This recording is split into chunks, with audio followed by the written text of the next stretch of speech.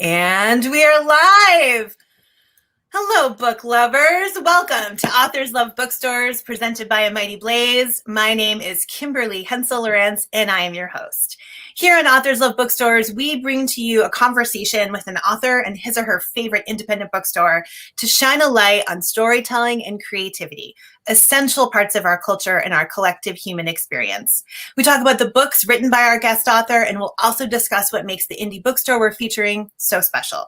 We hope you'll be inspired to read our guests' writing and buy a book or two from the bookstore we're featuring, hopefully the book written by our guests. And someday, maybe even when it's safe, go travel and visit this bookstore in person. I host and produce this show in conjunction with fellow writer Joe Moldover. If you're watching live with us on Facebook and YouTube, feel free to post a question for our guests via a comment below the broadcast, and we'll get to as many as we can.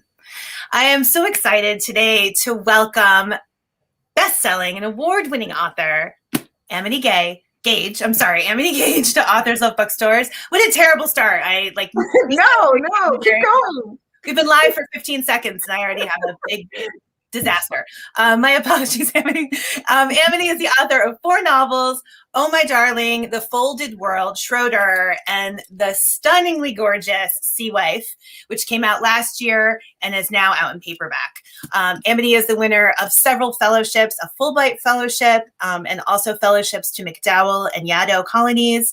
In 2016, she was awarded a Guggenheim Fellowship for fiction. Her previous novel, SCHRODER, has been translated into 18 languages and was shortlisted for prizes in the UK and in France. A longtime visiting writer at Amherst College, she now teaches creative writing at Yale. Her short stories, essays, and book reviews have appeared in numerous publications, including the New York Times, The Guardian, Harper's Bazaar, the Yale Review, One Story, Plowshares, and so many others.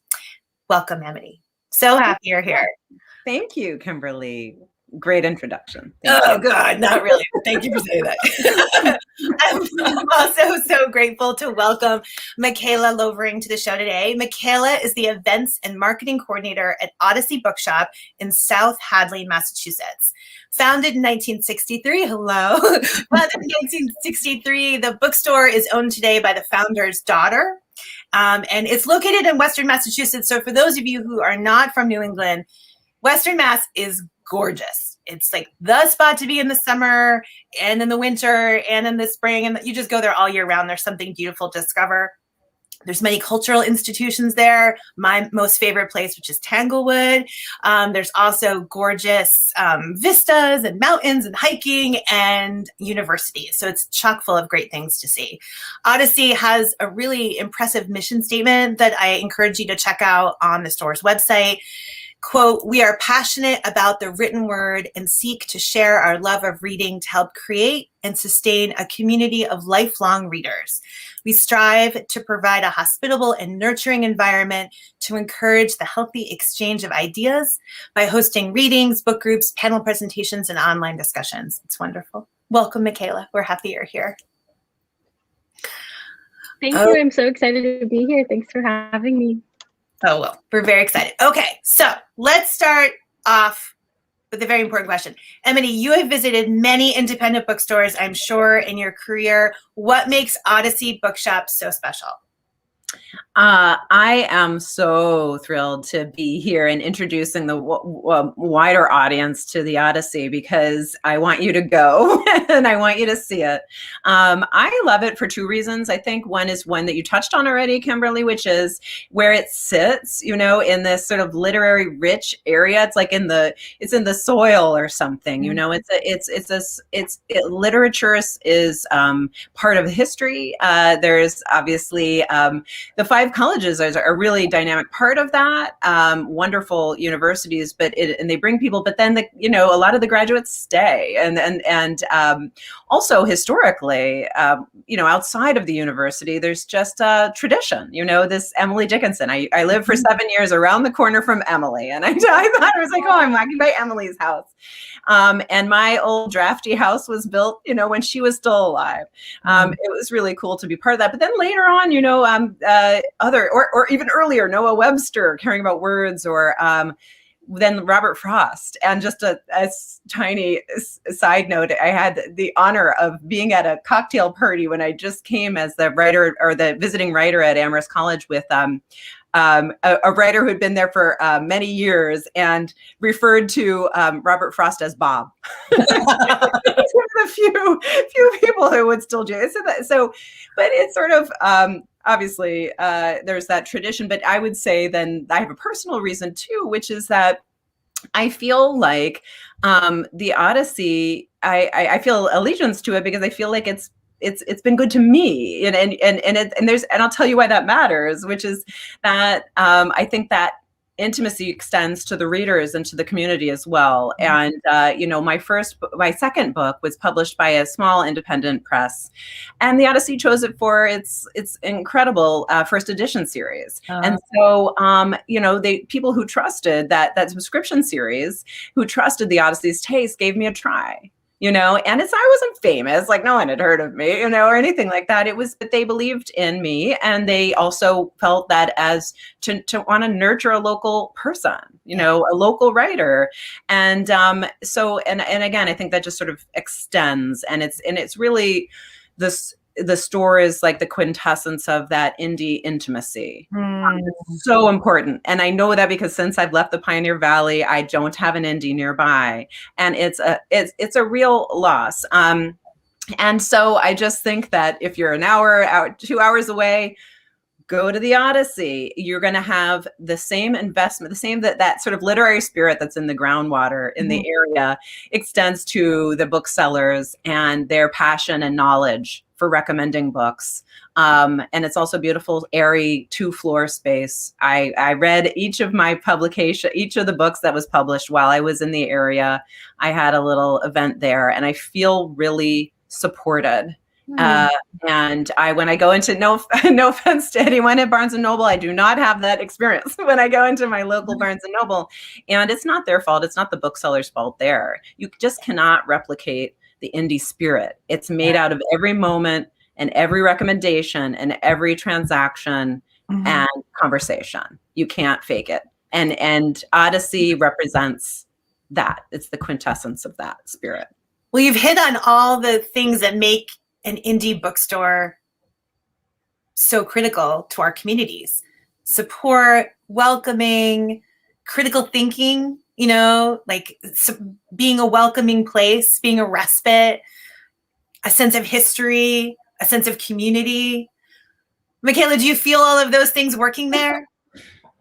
Yeah, absolutely. I really think that, Amity, you hit it right on the head when you said that literary spirit is in the groundwater in the Valley. It just really, it's everywhere around you. And it's also, sometimes you can't see it unless you have your indies nearby, right? And so we talked a little bit about this yesterday, but it's hard when you're in the Valley to remember that this community and this literary spirit that you feel all around you is not everywhere.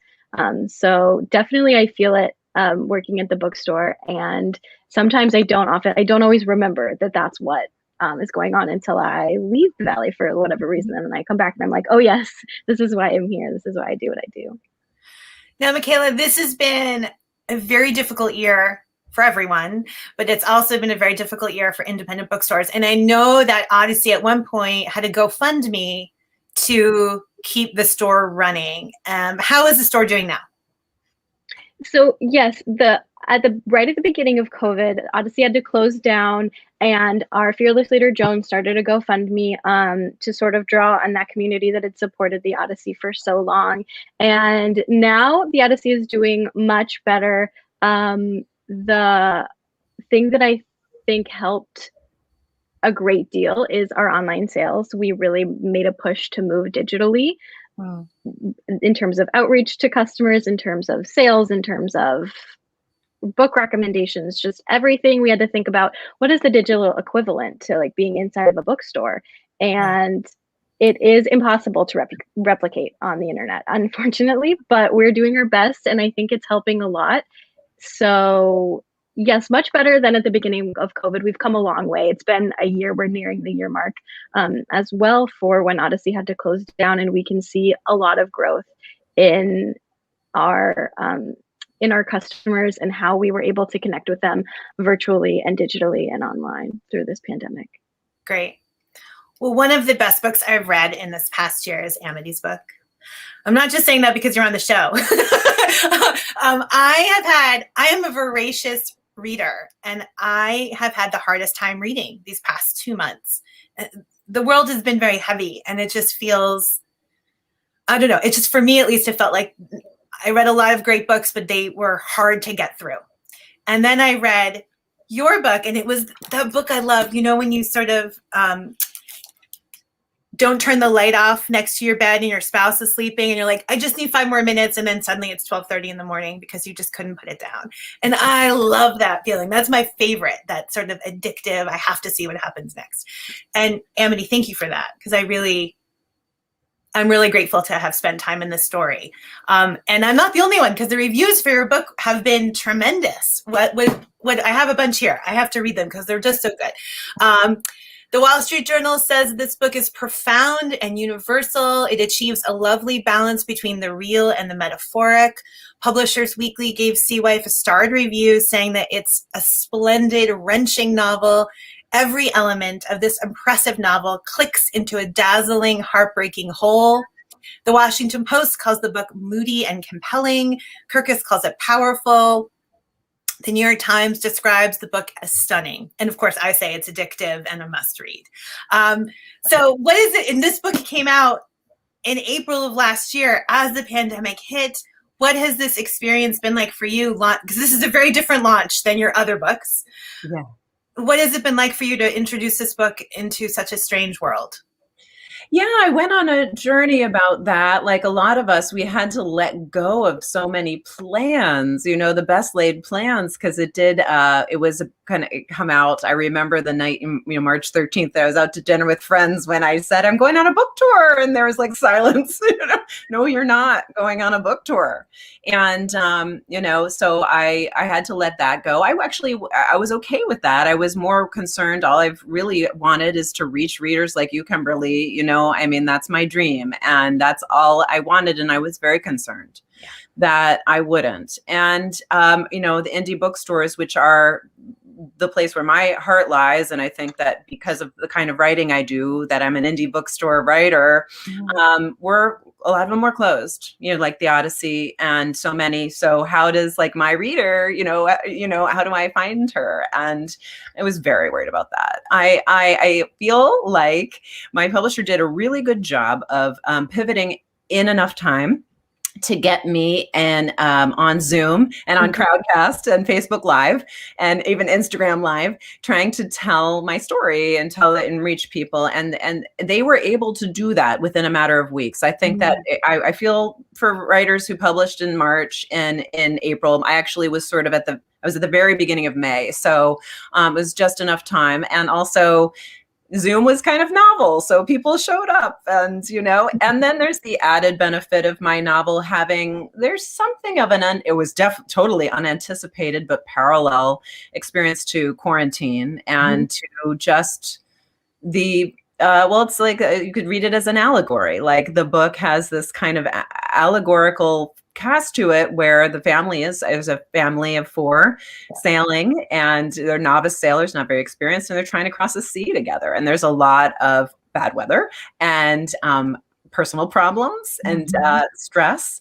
And so it reminded me of being with my family. And I think a lot of readers said that, you know, oh, wow, I'm confined with my children in a small space. It's a lot like a boat. And even if those who didn't have children felt that there was some sort of consonance with how it felt to the incredibly harrowing journey of the past year. So I guess, and the bright side for me was the fact that whenever I got someone on Instagram, I finally joined Instagram because I wouldn't see my readers live. I had to do it.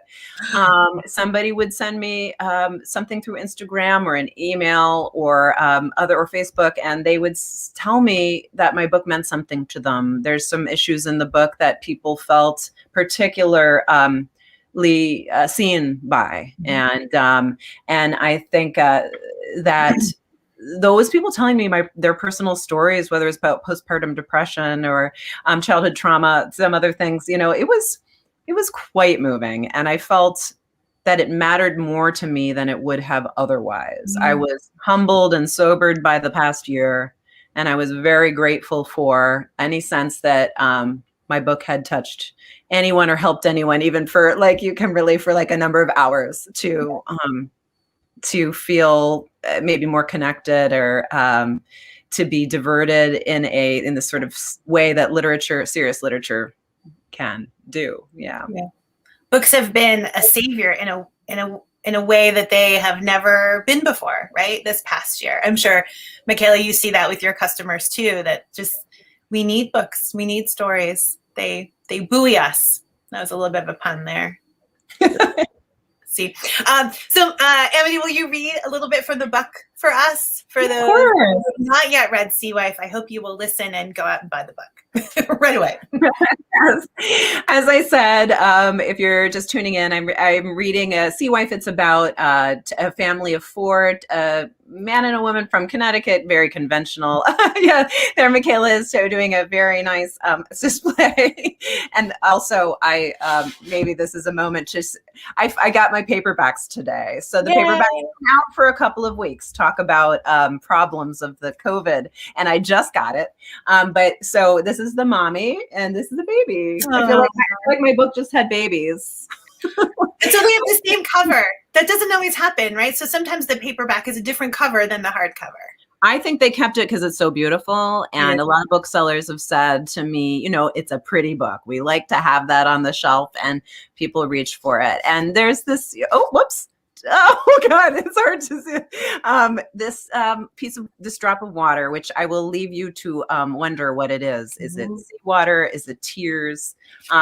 So the family is journeying across the sea. Well, actually what they're doing is they're taking a year to kind of throw off conventional life and try to live at sea. And they go to the Caribbean and start in Panama. And they find this incredibly a remote place and stay there for quite some time called Gunayala. But I'm just going to read the beginning where Juliet is reflecting on the experience. Where does a mistake begin? Lately, I've found this question difficult, impossible, actually. A mistake has roots in both time and space, a person's reasoning and her whereabouts. Somewhere in the intersection of those two dimensions is the precisely bounded mistake. In nautical terms, its coordinates. Did my mistake begin with the boat or my marriage itself?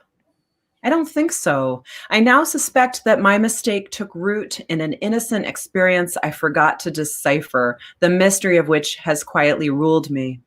For example, I remember standing beside a blindingly blue Howard Johnson's motel pool at 12 years old, watching a couple undress one another through a half-drawn curtain while my estranged father disputed the bill in the lobby. Should I have looked away? Did the miscalculation occur even earlier as I sat on a rope rug in clean kindergarten sunlight and I leaned toward the boy beside me and accepted his insistent whisper? I still feel his dew in my ear. And now I'm sitting in a closet, Michael's closet. I should explain, several days ago, I came in here looking for something of his and discovered that the carpet is very plush. The slatted bifold doors filter the sunlight beautifully. I feel calm in here. Hiding in closets is the habit of children, I know. I used to hide in my mother's closet when I was a kid. Her closet contained exotic items she never wore, a silk tunic, a jaunty wool jacket. I loved holding these fabrics against my body or stepping onto her high heels as if onto a dais, rehearsing my future. I never felt ashamed. Surely there's some connection between seeking refuge in my mother's closet long ago and hiding in Michael's now, but that insight does not help me. Sometimes life just writes you tiny, awful poems. To be honest, I'm uncertain whether or not I can survive this day. I mean, if I want to. To go outside requires preparation and composure. If I were to go out to start walking around and seeing people again and going to the grocery store and getting on with it, invariably what someone would ask me is, do you wish you'd never gone? They'll expect me to say, yes, our journey was a mistake, but I do not regret saying yes to the boat. Saying yes to the boat was my clearest act of loyalty toward my husband. I can't afford to regret it. If I did, I would only be left with my many disloyalties. And I'll stop there. Thank you. Ah. That was wonderful. It sort of felt, for a moment there, it felt like we were in a bookstore. We were in Odyssey having an actual reading. That was lovely. I know. Wouldn't that be nice? Oh, that would be wonderful. I have so many questions about the book. One of my favorite elements of Sea Wife is the structure. I don't know, maybe that's the writer part of me, but I love the fact that the narration switches from Juliet to Michael, to Juliet, to Sybil, and we jump through time. The past, the present, the longer past. And I found as a reader that I knew where I was all the time and I knew whose voice I was in. That was really clear to me. I was really curious how you approached that. Did you have that structure in mind when you began the book? Did it evolve? How did you keep track of all the threads as you were writing? Yeah, it's a great question, and it is sort of a writerly question, but at the same time, when I'm a reader, I love that kind of formal play. And when I recommend some books later, I realize that that's something that I look for as a reader. And it was fun, it was fun and challenging to write this book, because as you say, and it's hard for people to see, but there's a constant switching back and forth of the voices. And the voices, the publisher did a cool job of this kind of typographical arrangement on the page. So Michael's voice is kind of right justified and Juliet's is kind of left justified, which happens to echo their political leanings as well. But it was scary to write because I had no plan. I had no really model. There wasn't a book I knew that had done that exactly. And what I did was, instead of, I had kind of felt a little impatience with the conventional novel. I admire them a great deal and I read plenty of them, but I was sort of impatient. I wanted to write things that just sort of mattered to me or felt true in a fictional or in a human sense, and sort of run with those and not do some of that laborious, expository connection that a lot of novels and novelists have to do. It's actually really a lot of work. And so instead I said, I'm going to let Michael and Juliet talk, and then later their little girl talks too, and just see how they relate, like throw it up there and see if there's connections made. And so it possibly puts some more demands on the reader, though, to move between those sections. But you say, Kimberly, like in the end, you didn't have a problem following. So, I mean, that just leads me to believe that the reader can do so much. Like the reader is like capable of going in between multiple voices and time frames, because the reader's imagination is so agile. It doesn't need it's not a mechanism that you have to grind or move, or it's like you just go. I'm sorry. Readers like to be challenged too, right? Like we like to have some work to do. Maybe we're not aware that we're doing work, but we do like it. Yeah, I totally agree. I wrote the kind of book that I would want to read. Yeah. And I think most writers try to do that. Yeah. Michaela, that makes me think of a book selling question, which is, one of the beauties of an independent bookstore, I know I've experienced it, is that you can walk in and you can say, I'm looking for a book. It had a purple cover. It had a little girl in it. And the bookseller will know what book you were talking about. Or if they don't know the book, which is rare, they will be able to recommend a book that I will walk out loving. Can you tell us a little bit about the art of selling a book? How do you all do it at Odyssey? What's the magic behind it? Yeah, so I'm super new to book selling. I started at Odyssey in August, so I started mid-pandemic. So this is sort of what I know of book selling, which is interesting because I hear a lot of tall tales about about past things and about how it used to be, and I'm really excited to get back to that. But I think right now, like you said, Kimberly, it's really hard to read right now, or like it's hard to get into that mindset a little bit, even though we need it a lot. So I think right now what is working for us really well at Odyssey is just trusting that what we like as readers as well, the people who walk into our store will also like. I think that that's part of what I'm learning to do is, even if I am not sure if this person has the same taste as me, I'm like, this is what I like. I really like this. And just getting excited about a book personally is really helpful to the customer, because I think it's like you said, Amity, I think you read it.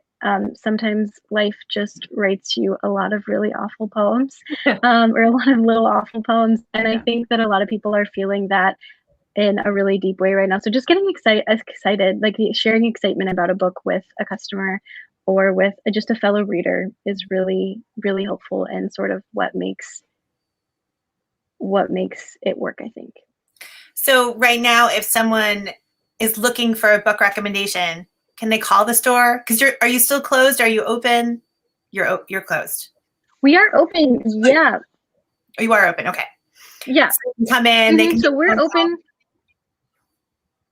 Yeah, they can. You can come in. So our bookstore had a particular challenge in reaching our customers digitally, because a big portion of our customer base does not like to be online, or just doesn't feel like that's the way that they want to shop.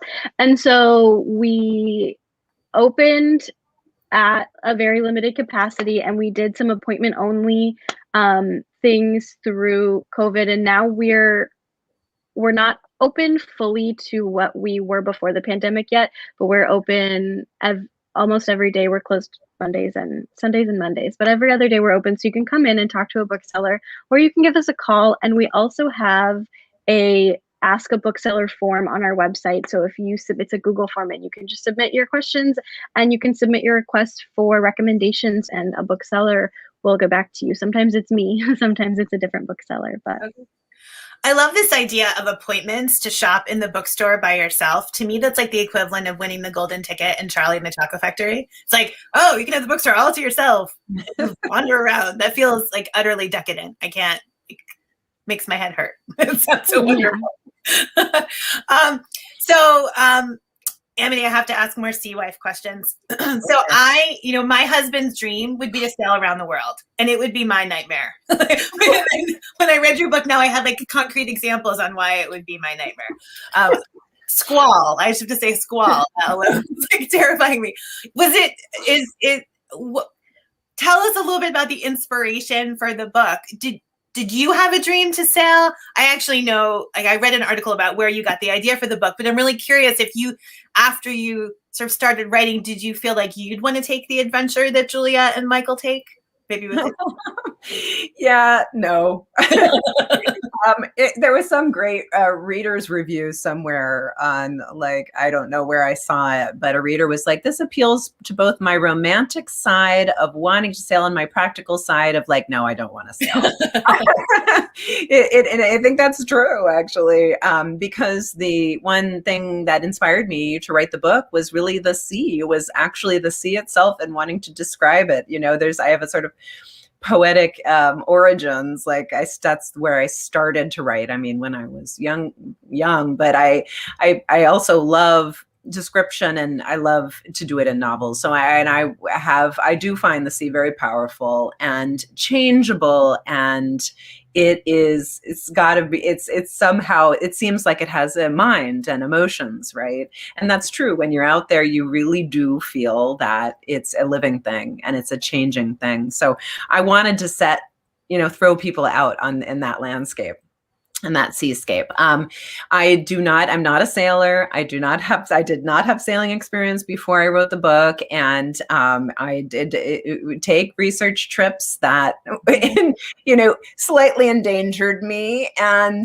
all for the sake of art, right? I was like dying to get home.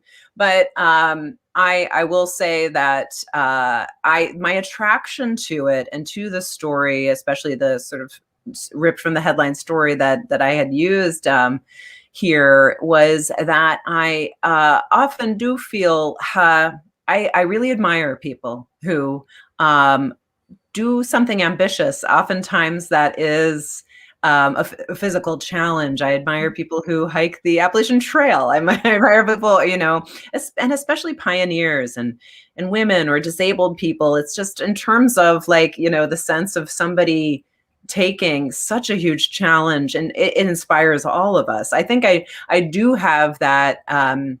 I do have that in me, but I'm not personally that person. I'm not a trailblazer. I'm a wimp.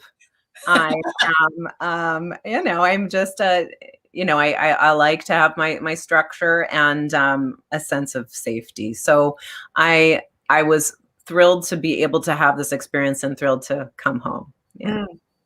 Well, the passages in the book, when you talk about the sea, you can understand why someone would take this risk, right? The beauty of it,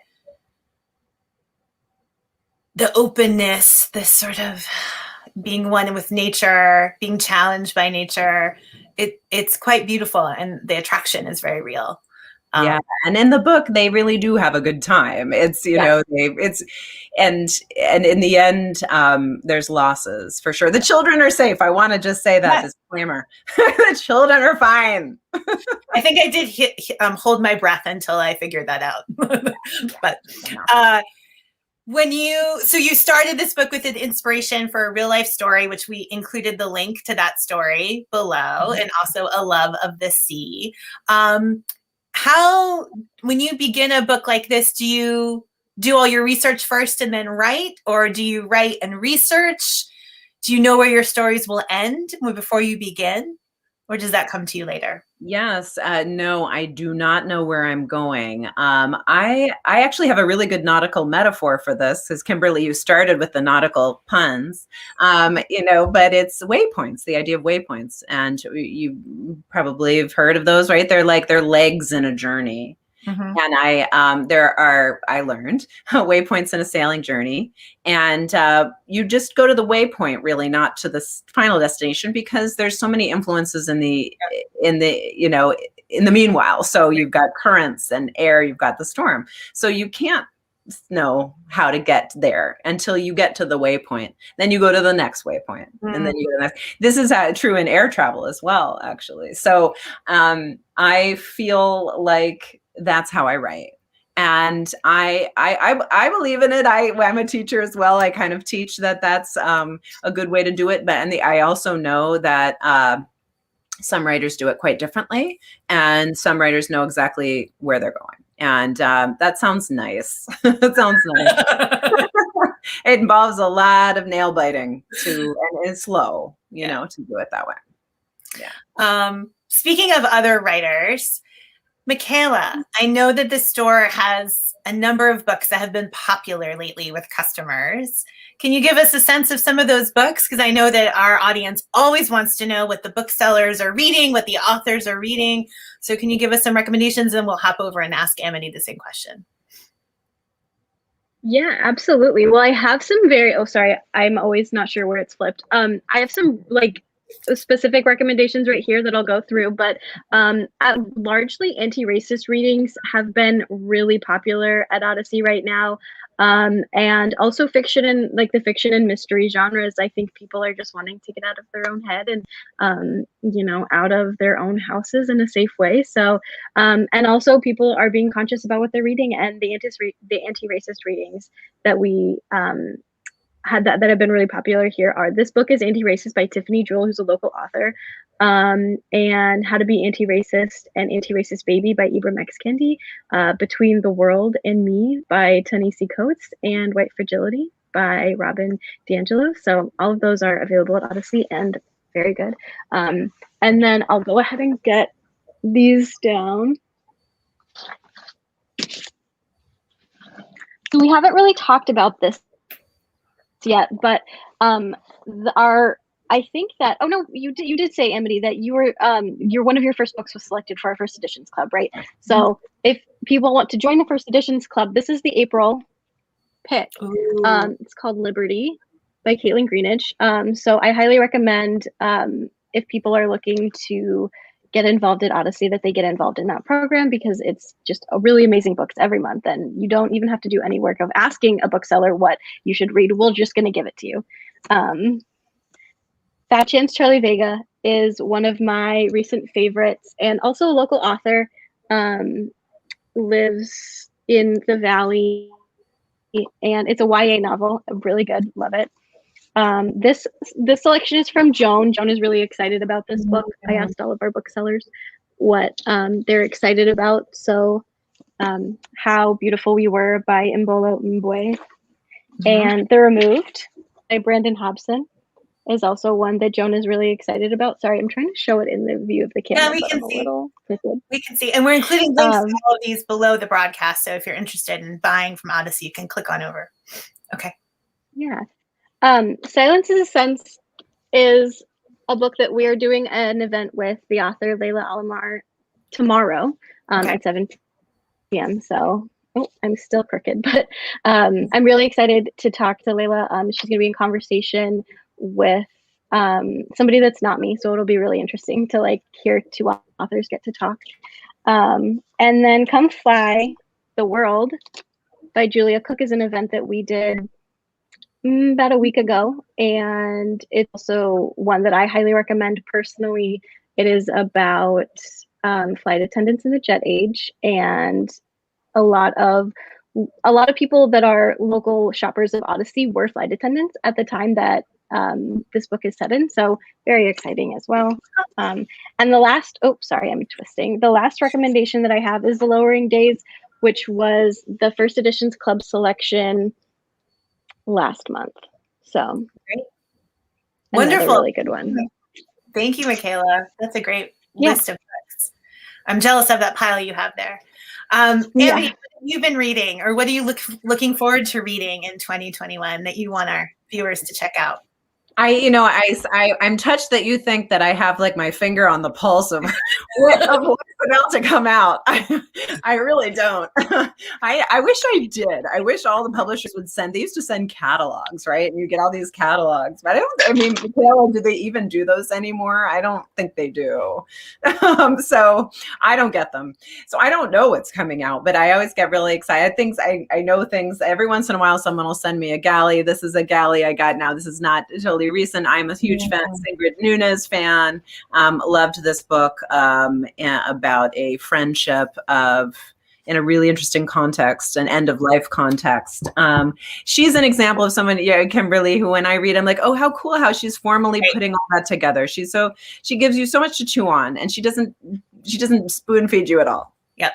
I totally love this woman, Helen McDonald. I want to be like her best friend. I'm getting really into naturalist writing for the project I'm working on now, and birds. I'm taking a birding class after this actually, and so she's but that's not even what she's like. Annie Dillard in the sense of like. Just bringing wisdom and insight and observation to the animal world and bringing it to human life. I love this book and this person, Megha Majumdar. I did an event with her a couple nights ago, and this book, A Burning, is set in India, and it involves a sort of innocent woman convicted of a crime, partially because of her religion, and also very interestingly put together. It's this multi-character book, incredibly also tense. So Kimberly, like, I don't know if you've read this, but if you like Sea Wife, I think you would really like A Burning, in the same sort of simpatico there in the books. It's on my to read pile. Good. We've had her on A Mighty Blaze. So if anyone did, we've had her. She was on our Tuesday. Yeah. She's so cool. And she's also a editor. I mean, I don't know how she does both those things, but Ayad Akhtar's book, Homeland Elegies, this was an intense read for me. I love that. I look for books that are going to offer wisdom, insight. I look in books in a sort of searching way about how to understand life, and identity and all the other issues, love, parents. There's so much in here. So those were some of my faves. And those are great. So much because reading was so important to me this past year. I read more. I'm like a lot of people, like, I read more than usual. Yeah. And that they a real lifeline. Yeah. And so you mentioned a new project that you're working on. How are you? I love details, but I'm not going to ask details. I want to respect the process. But I'm curious, how are you able to sustain your creativity during this time of COVID and pandemic and uncertainty? Well, one reason is from like the heroics of my local teachers who went back to school, and so that I could send my 8-year-old and my 15-year-old back to school, and they were both in full-time, and it's because of the teachers that I could work again. Yeah. So I had to take last spring off like everybody else did. I mean, not everyone else did, of course, not everyone did, but some people like me who had some discretionary, choice there. I did not write for a long time. Now this past year I've been back, and I've been, when I wasn't, sad and stressed, I was actually, again, quite consoled by literature, both creating it and reading it. My new project, I'm happy to say, it involves a hiker. Who's a hiker from the Appalachian Trail. I just in my mind, I guess, and she gets lost, and so I actually am going to Maine next week to research. And it's the worst. I've learned that it's the worst week in the world to go to Maine because it's like post snow, pre mud, And but I'm going to kind of meet some people and get to know the area where my fictional person gets lost and start my research there. So I feel like now that we're opening up a little bit, I'm going to be able to begin the same kind of process I did with Sea Wife. I often will and I've got pages written. So I'm writing and researching at the same time and feeling, very lucky. Yeah. You're basically writing books just about all the things that terrify me. Sailboat, get off the mountain. I'm sorry. Maybe it's just like kind of therapy for me. I'll read your books, I'll work through all my fears, they'll be gone. Well, just now you don't have to do it yourself. Perfect. Thank you. Michaela, so tell us, we always ask this question of our book selling guests. Running a successful bookstore is part hard work, part luck, and what else? I think that running a bookstore is part hard work, part luck, and part community building. One of the books that you mentioned, Amity Homeland Elegies, was one of Joan's book groups. So she has a book club within that operates within Odyssey, an active citizens book club, and we also have an open fiction book group and a mystery book group. And I think that it's really exemplary of the fact that part of being a bookseller is just being a reader and being engaged in your community and reading right along with your customers, and having people that when you see a new book come in and you're like, oh, I know who's going to like that book, and it's this person in my book club. So I think everything that Odyssey does is in service to that, is in service to building community around a shared love of books and reading, whether it's events, virtual or otherwise, the First Editions Club, or the Gift of Reading, which is just like the First Editions Club, but for kids, basically. The book clubs, or just sitting in the store and recommending books to the customers that drop by. That's great. I like that answer. Community building. Thank you, Michaela. We've come to the end of our time, which I am very upset about because I could ask you questions all day long. Book lovers, be sure to check out Amity online, amitygaige.com. You can follow her on Instagram, where she is now, and you can connect with her there. You can also learn more about the Odyssey Bookshop at odysseybks.com. And I want to encourage you to go over to the bookstore website to sign up for your newsletter, to find out about upcoming events. Michaela mentioned a couple today. You can also go to Amity's website here. I'm going to put that up there too, so you can see that. And you can find out other things that are happening with her that are coming up, other events. And thank you both so much for being with us today, for answering my questions, for talking books and book selling. It's a real pleasure to spend time with both of you and to share your wonderful, wonderful book with our readers and our viewers. And I hope that they will enjoy it as much as I did. Thank you, Kimberly. Thank you, Michaela. It's such a pleasure. And thanks everyone for tuning in.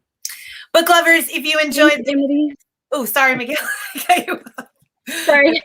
I was just also saying thank you. Thank you both for having me, and thanks for hosting the Odyssey. It's really a pleasure. So book lovers, if you enjoyed this episode of Authors Love Bookstores, we'll be back next week at 4 o'clock with another interview. I hope you'll join us. And of course, please subscribe to Amity Gaige's page on Facebook so you can get notified about all of our events. We have events Mondays, Tuesdays, Wednesdays, Thursdays, and Fridays. And you can hop over to our website, amitygaige.com, to subscribe to our newsletter. Join us back here next week. Until then, be well and keep reading. Thank you.